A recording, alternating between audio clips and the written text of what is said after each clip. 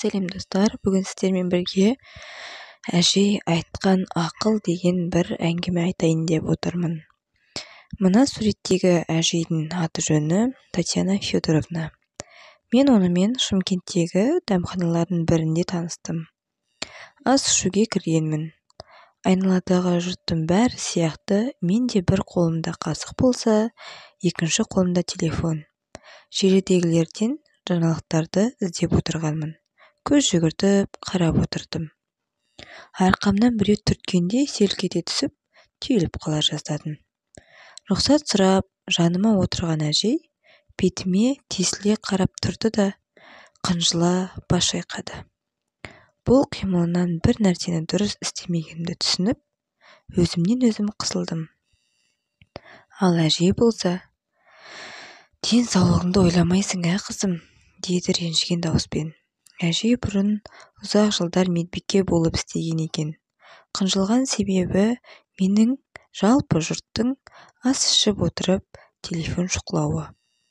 Асқазан асты ішіне төге салатын қапшық емес. Адам асты мұқият, асықпай ықыласпен шайнау керек. Ми да, асқазан да өзінің аспен бірге құнар қуат алатынын сезініп дайындалуы тиіс.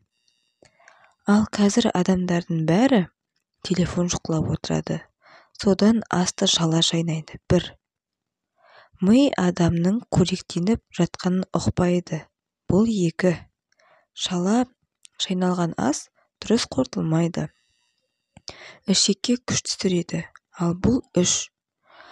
Ал адамның иммунитеті, бауыр, өт, бүйректің халі, тіпті мидың жақсы жұмыс істеуі ол ішектерге, яғни сенің тамағыңды ықыласпен, алаңсыз сүйсініп жеуіңе байланысты қызым.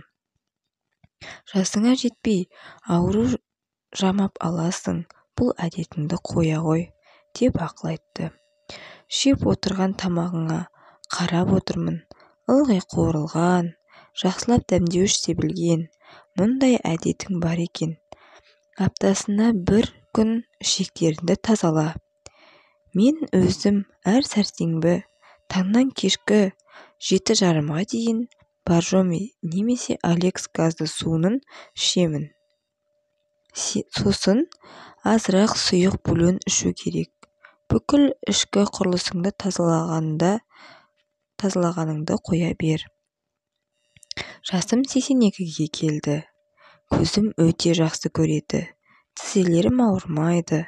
Қолдарым дірілдемейді. Таяққа сүйенбеймін. Қан қысымы мүлде мазалаған емес. Тістерімнің көбісі бүтін. Құлағым өте жақсы естиді. Ұйқым тыныш. Асқазаным сенікінен тәуір-ау. Өт толып, мазалап көрмепті. Бүйректе құм, тұз деген болған емес. Сыздап та ауырмайды. Ал енді осы мен айтқан аурулардың тең жартысы 60-тан асқандарда да бар. Оны айтасын, 40-тағылар қан қысымымен ауырып, оқушылар асқазандарын бұзып алған бүгінде. Оның бәрі ас жейтін кезде миды басқа нәрсемен алдандыру. Дұрыс тамақтан бол салдарыңнан.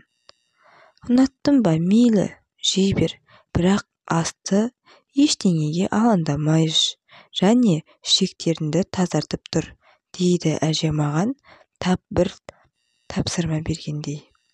Мен бұл дәмханаға жиі кіремін. Татьяна Федоровнаны онда жиі көремін. Байқайтыным, оны көрген кейбір жастар мен сияқты телефондарын сөмкесіне салып қоюға тырысады.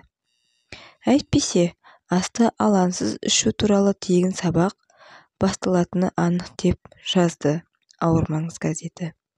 Дәмхана қызметкерлері соңғы кездері оның дұрыс тамақтану үшін күреске белсене кірісіп кеткенін айтты.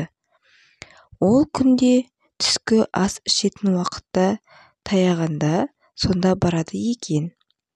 Әжейді күнде көре берген соң айтқан сөздерін ұмыту мүмкін емес. Содан мен де сәрсенбі сайын кешке дейін тек су ішуді қолға алдым. Қиын емес екен. Іш қатуы, желдену, асқазанның қыжылдауы, өттің толуы басылды. Кейінірек қан қысымым да қалыпқа келді. Ең қызығы, кезекті тексерілу кезінде бүйректегі тұздың мөлшері едәуір азайғаны анықталды. Асты алаңсыз жеудің де пайдалы жақтарын байқап жүрмін. Әжей дұрыс айтады екен. Ішектерді тазартып тұрыңыздар. Сіздермен бірге болған мен Мадина. Келесі кездескенше.